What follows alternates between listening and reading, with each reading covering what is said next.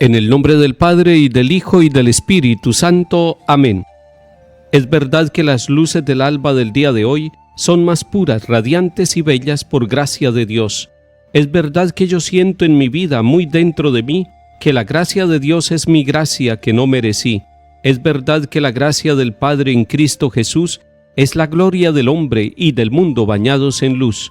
Es verdad que la Pascua de Cristo es Pascua por mí, que su muerte y victoria me dieron eterno vivir.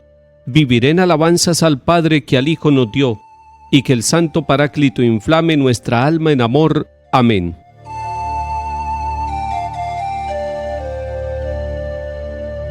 Lectura de la primera carta del apóstol San Pablo a los Corintios, capítulo 1.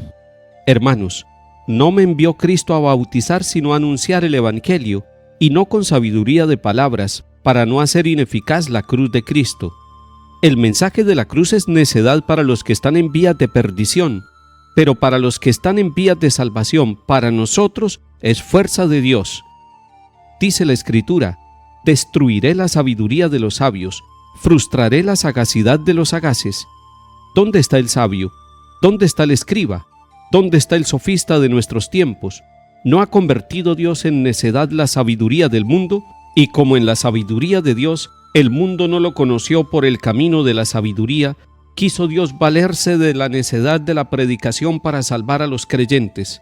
Porque los judíos exigen signos, los griegos buscan sabiduría, pero nosotros predicamos a Cristo crucificado, escándalo para los judíos, necedad para los gentiles, pero para los llamados a Cristo, judíos o griegos, un Mesías que es fuerza de Dios y sabiduría de Dios.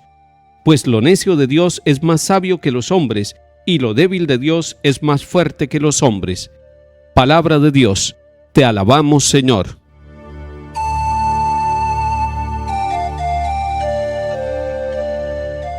En este capítulo primero de la primera carta a los Corintios, San Pablo nos está recordando varias cosas fundamentales para nuestra vida.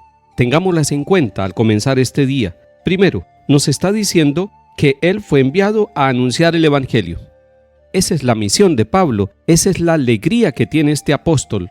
Él, que era un perseguidor de la iglesia, se convierte primero en poseedor de esa buena noticia, y poseedor de la buena noticia porque el mismo Cristo en el camino de su vida lo encontró y lo transformó, y entonces él toma para sí esa buena noticia. Recuerden que evangelio significa precisamente eso, buena noticia. Y es lo que va a predicar toda la vida. Él no va a anunciar ninguna otra forma de vida, va a anunciar la buena noticia, va a ser portador por todos los pueblos y ciudades, por todas las partes donde va caminando y predicando, constituyendo comunidades de hombres y mujeres que reciben la buena noticia, es decir, que reciben el Evangelio.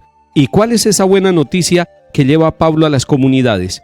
La buena noticia es que el Hijo de Dios, Cristo Jesús, vivió entre nosotros, que murió, que fue crucificado, pero que Él resucitó y que está vivo y que Él lo encontró en el camino de Damasco, y por eso Él va diciendo: para mí la vida es Cristo, para mí Cristo es el Señor de mi existencia. Cuando usted encuentra este mensaje y lo lleva a su corazón y lo lleva a su mente y empieza a decir con su estilo de vida que Cristo es el Señor suyo, es porque usted ha adherido su vida totalmente al Señor. Pero atención, el segundo elemento que nos está diciendo Pablo es que hay dos sabidurías, una sabiduría que viene de Dios y una sabiduría del mundo. Los hombres y mujeres de todos los tiempos se han interrogado y han tenido técnicas especiales para buscar la verdad y la profundidad de las cosas.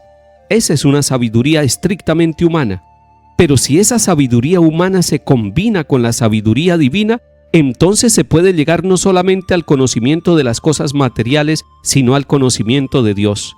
En conclusión, existen dos sabidurías, la sabiduría del mundo y la sabiduría de Dios. La sabiduría de Dios es aquella manifestada por Cristo en la cruz. Y esta sabiduría de la cruz es escándalo para los judíos, es necedad, es tontería para los griegos, pero para Pablo es la sabiduría que lo llena de orgullo, y para nosotros también. No sentimos vergüenza del Cristo crucificado, al contrario, lo vemos, lo contemplamos y descubrimos allí la sabiduría del amor, la sabiduría del Hijo de Dios que da la vida y luego resucita para darnos a nosotros esa sabiduría que pasa por la cruz. Ustedes y yo sabemos que en medio de los sufrimientos y de las cruces, pequeñas o grandes, que tenemos nosotros en la vida, vamos madurando en nuestra vida cristiana. Es esa la sabiduría que viene de Dios, esa sabiduría que no es derrotada en medio de las dificultades, sino que sale triunfadora. Y es que nos dice Pablo al final, pues lo necio de Dios es más sabio que los hombres, y lo débil de Dios es más fuerte que los hombres. Usted y yo somos fuertes y sabios, no por las capacidades nuestras, sino por la presencia de Cristo, muerto en la cruz y resucitado para nuestra salvación.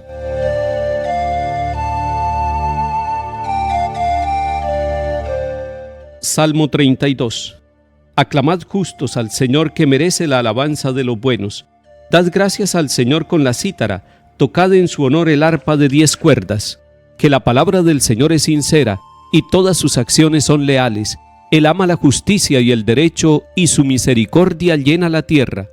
El Señor deshace los planes de las naciones, frustra los proyectos de los pueblos, pero el plan del Señor subsiste por siempre, los proyectos de su corazón de edad en edad.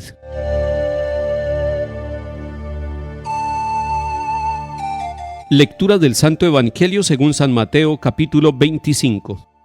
En aquel tiempo dijo Jesús a sus discípulos esta parábola: Se parece el reino de los cielos a 10 doncellas que tomaron sus lámparas y salieron a esperar al esposo.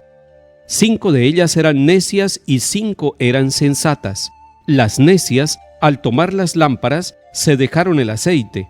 En cambio, las sensatas se llevaron alcuzas de aceite con las lámparas. El esposo tardaba, les entró sueño a todas y se durmieron. A medianoche se oyó una voz: que llegue el esposo, salgan a recibirlo. Entonces se despertaron todas aquellas doncellas y se pusieron a preparar sus lámparas. Y las necias dijeron a las sensatas: dennos un poco del aceite de ustedes, que se nos apagan las lámparas. Pero las sensatas contestaron: por si acaso no hay bastante para ustedes y nosotras, mejor es que vayan a la tienda y lo compren.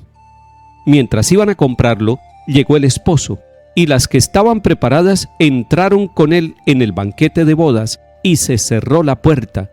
Más tarde llegaron también las otras doncellas diciendo: Señor, Señor, ábrenos. Pero él respondió: se lo aseguro, no las conozco. Por tanto, velen y oren, porque no saben el día ni la hora. Palabra del Señor. Gloria a ti, Señor Jesús.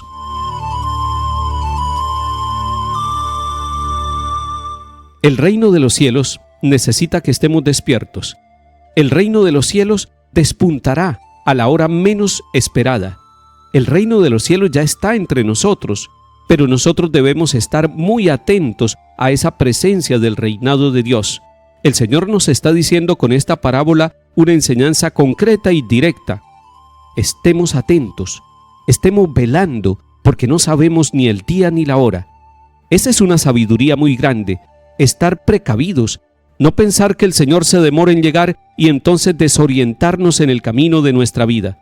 Es necesario que hoy, que todos los días, que todas las horas de nuestra vida estemos pensando en que el reino de Dios debe estar en nosotros y debe manifestarse con claridad.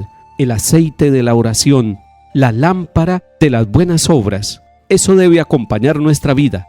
Así debemos estar nosotros, con las lámparas y con el aceite suficiente, con las herramientas de nuestra vida, pero también con la oración permanentemente para que tengamos la sabiduría de quienes esperan al amado, para que entre a nuestra casa y comparta con nosotros la vida. Que el Señor hoy aumente el aceite de la oración en la lámpara de su vida.